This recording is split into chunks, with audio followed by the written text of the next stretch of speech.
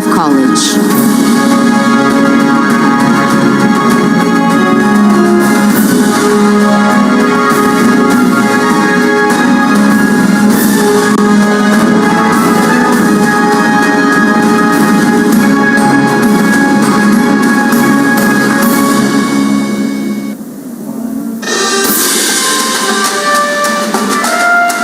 The International Committee of the Red Cross.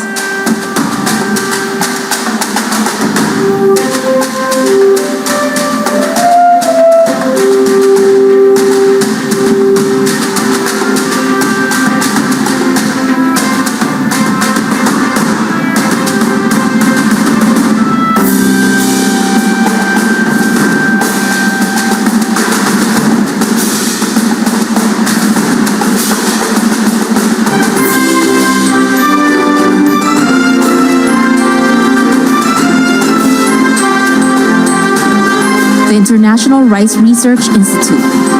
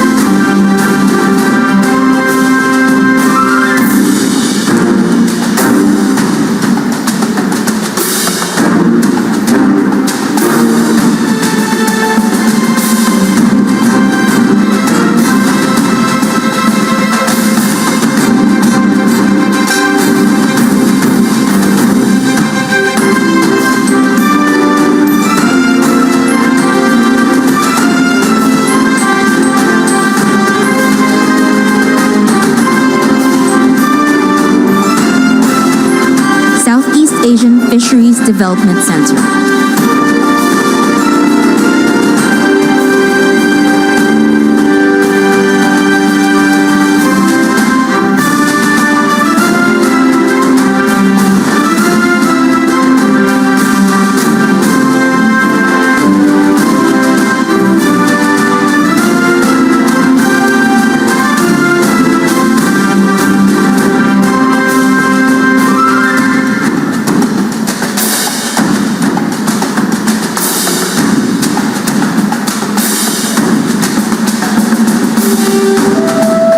Southeast Asian Ministers of Education Organization, Regional Center for Educational Innovation and Technology.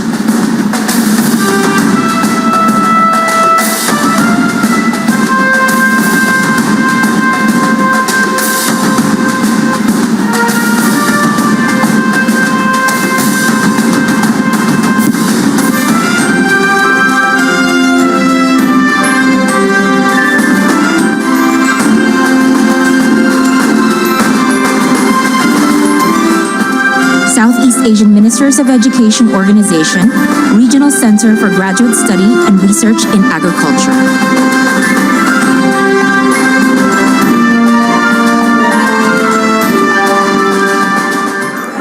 Excellencies, ladies and gentlemen, the 17th President of the Republic of the Philippines, His Excellency Ferdinand R. Marcos Jr., together with First Lady Luis Araneta Marcos.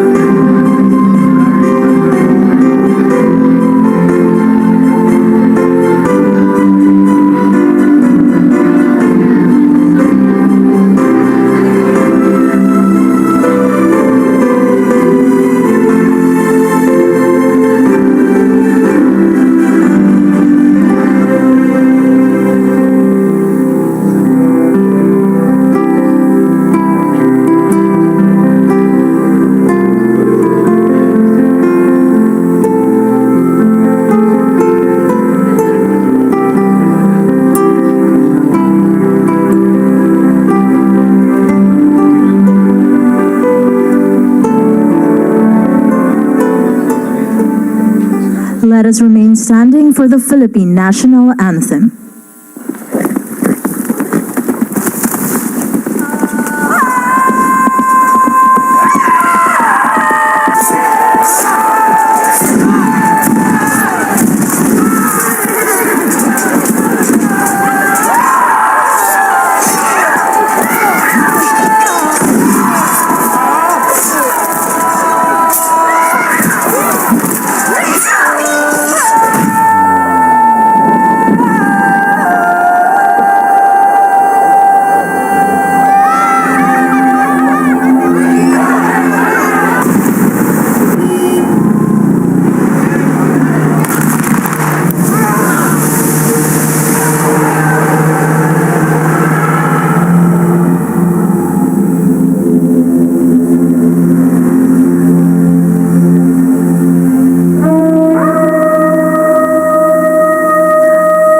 Bansang awit ng Pilipinas. Bayang magiliw, perlas ng silanganan, hanap ng puso, sa dibdib mo'y buhay. Pag-ibig, duyan ka ng mag-ibig. Sa manlulubi, di ka masisingil. Sa dagat ang tulong, sa simoy at sa langit mong lugaw. May dilag ang tula at awit sa paglayang minamahal. Ang iskap ng wat-awat mo'y tagumpay na nagdidingding. Ang bituin at araw na kailan pa may di magdidilim.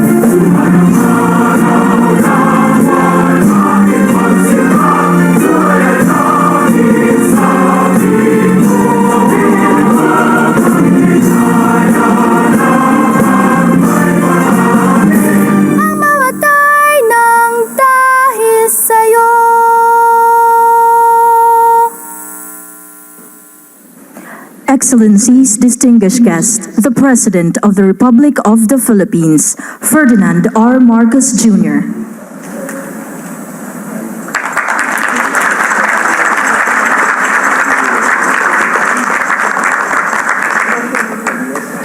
Senate President Francis Escudero, House Speaker Martin Romualdez, Secretary of Foreign Affairs Ricky Manalo, the Dean of the Diplomatic Corps and Apostolic Nuncio to the Philippines, His Excellency Archbishop Charles Brown, the Excellencies of the Diplomatic Corps, Executive Secretary Lucas Bersamin, the honorable members of the Cabinet here today, and of course, the First Lady Lisa Araneta Marcos, who is actually much more familiar to you than I am. Fellow workers in government, honorable guests, ladies and gentlemen, good evening. I am delighted to once again see you all here today as we celebrate the beginning of 2025, a fresh start and with renewed enthusiasm. Notwithstanding evolving global challenges and their impact on all nations, there are plenty of reasons to be grateful for the past year, and still more cause to be hopeful for what lies ahead. Excellencies, ladies and gentlemen, early in my presidency, I vowed to reintroduce the Philippines to the world and jumpstart meaningful, concrete, and mutually beneficial partnerships that will drive growth for this country in the 21st century economy. A great deal has transpired in the last 2.5 years. The Philippines has since embarked on a diplomatic agenda that leverages international partnerships, which have translated to increased bilateral engagements and cooperation with traditional partners and new allies in key economic sectors and security areas. This has resulted in a vibrant exchange of high-level visits from many of your officials from your capitals, as well as several outgoing visits from the Philippines of Philippine officials from across many of our government agencies. Through our independent foreign policy, we have broadened and strengthened our diplomatic reach and engagements with the world. Last year, we opened 4 embassies in Europe and in Latin America. This year, we will be opening 4 more foreign service posts in North America, in Asia, and the Pacific. And by the end of 2025, we will have 102 posts, effectively widening our reach globally. We are poised to establish more down the road. We welcome the opening of some embassies in Manila in 2024, such as Bahrain and Slovenia, and are eager to welcome new foreign missions in the years to come, such as from Central Asia. Our continued pursuit of our constitutionally mandated independent foreign policy has also allowed us to function and flourish in the complex web of interactions with various international actors. Our foreign policy has always been to encourage peace and to foster cooperation, whilst also ensuring that international law is faithfully complied with and permeates all facets of relations amongst nations. For it is only through a rules-based international order that peace and development can be achieved. Excellencies, ladies and gentlemen, it is a sense with fulfillment and pride that I share the Philippines' economic performance in 2024, despite domestic headwinds and geopolitical tensions. So you will excuse me if I put on my salesman hat just for a little while. The Philippine economy remains amongst the strongest in Asia, expanding 5.8% for the first 3 quarters of last year and outstripping performances of some peers in the Asian region. Our revenue collection for 2024 is about 4.42 trillion pesos, accounting for 16.7% of our GDP. And this is the highest figure in the last 27 years. The last time was 1997. With prudent and transparent debt management, the Philippines scored the highest in debt transparency amongst 50 countries, surveyed by the Institute of International Finance in 2024. The year 2024 also earned the Philippines its first ever credit rating upgrade of A- with stable outlook from Rating and Investment Information Inc. and an upgrade of outlook to positive from S&P Global Ratings, making the country more attractive to investors and helping to lower borrowing costs for government and for businesses. The unemployment rate has dropped to 4.0%, well below the full-year target range of 4.4 to 4.7%. And we owe this to the sustained strength of the country's labor market. I certainly hope that this trend will continue as it signals that there are more employment opportunities in the country. My dream remains that to be able to say that one day that we can say that overseas work is purely a matter of choice and not one of necessity.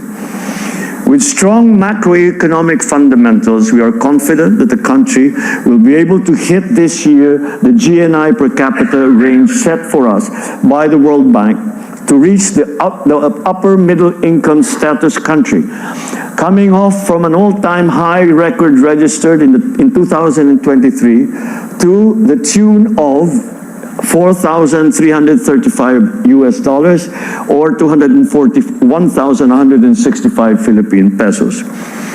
Looking forward, this government is committed to accelerating infrastructure investments, enhancing the ease of doing business, and boosting national competitiveness.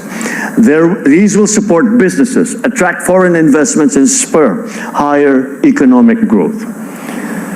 With a long history and a credible record of multilateral diplomacy, the Philippines is in a very strong position to take on more leadership roles that seek to advocate for consequential issues in the global agenda.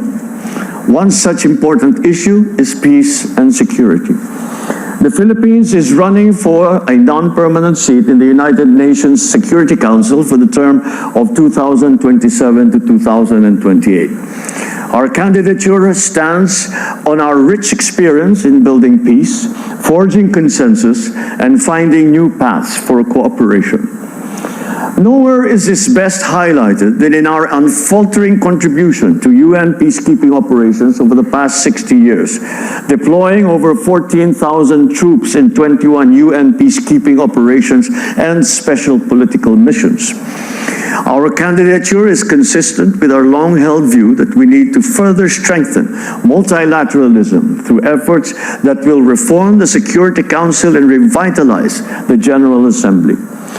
I take this opportunity anew to convey to your respective governments our earnest request for your support to our UNSC bid, and we hope for your support when the time comes, when we are indeed sitting as a member of the Security Council.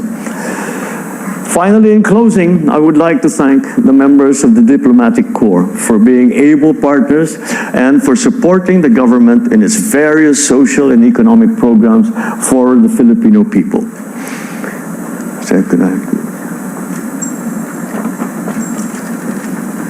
So allow me to make a toast to another year of partnerships and collaboration with you, with your countries, and enduring friendships between our countries and, even more importantly, our peoples.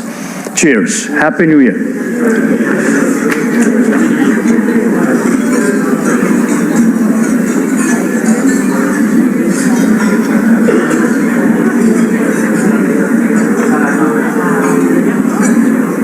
Thank you, Mr. President.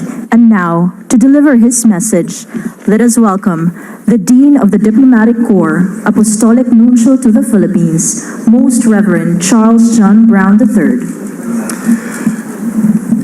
Your Excellency Ferdinand R. Marcos Jr., President of the Republic of the Philippines, First Lady Louise Araneta Marcos, Honorable Secretaries of the Cabinet, officials of the Department of Foreign Affairs, Your Excellencies ambassadors and heads of mission accredited to the Republic of the Philippines. It is for me, as always, not only an honor and a privilege, but indeed a pleasure to speak on this happy occasion, the traditional exchange of New Year's greetings between you, Mr. President, and the Diplomatic Corps accredited to the Philippines here in Malacanang Palace. Your annual invitation to welcome the new year with you and the First Lady is always deeply appreciated by all of us, because in addition to being an opportunity for us to interact with you, it also gives us the occasion to express our gratitude to you, to your government, and indeed to all the people of the Philippines for the kindness we experience every day in this wonderful nation. The Diplomatic Corps congratulates the government for the encouraging economic figures recently released on inflation, economic growth, and employment, mentioned by you, Mr. President, in your speech. In these areas, there's good reason to be hopeful about the future economic prospects of the country. With regard to progress in the area of peace and reconciliation in the new year 2025, the international community continues to believe that the Bangsamoro peace process remains the viable path to peace, security, and prosperity for the people of the Bangsamoro region of Muslim Mindanao. Although recent challenges remind us of the need for patience and perseverance in the attainment of those goals. The international scene is, however, as all of us know, marked by significant polarization and even recrimination, all of which is amplified in a media environment characterized by strident, contrasting opinions and the presentation of perspectives ranging from information to misinformation and disinformation. In such an environment, it's virtually impossible for any single actor to completely control the narrative, as may have been possible in the past. The consequence of this reality is that the public's trust in institutions begins to diminish considerably. The antidote to this state of affairs is not easy, but it certainly involves, on the part of all of us, a recommitment to truthfulness, balance, and fairness in our statements, and to listening respectfully to the perspectives of people with whom we disagree. For all of us, men and women serving in government and in diplomacy, our mission is to help guide the course of human events in a path that leads to peace, prosperity, and security for all.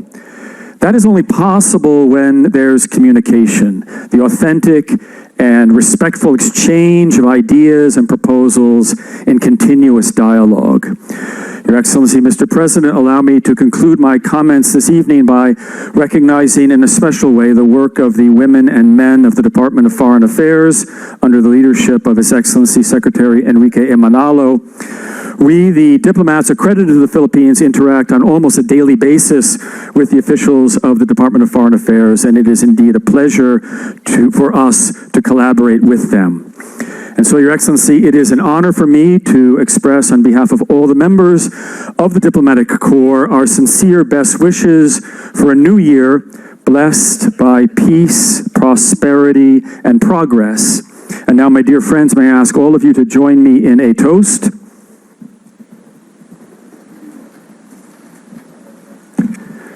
To the President of the Republic of the Philippines, His Excellency Ferdinand R. Marcos Jr., for his well-being, health, and success, and to the peace, prosperity, and happiness of the Filipino people, may God bless the Philippines. Mabuhay. Cheers.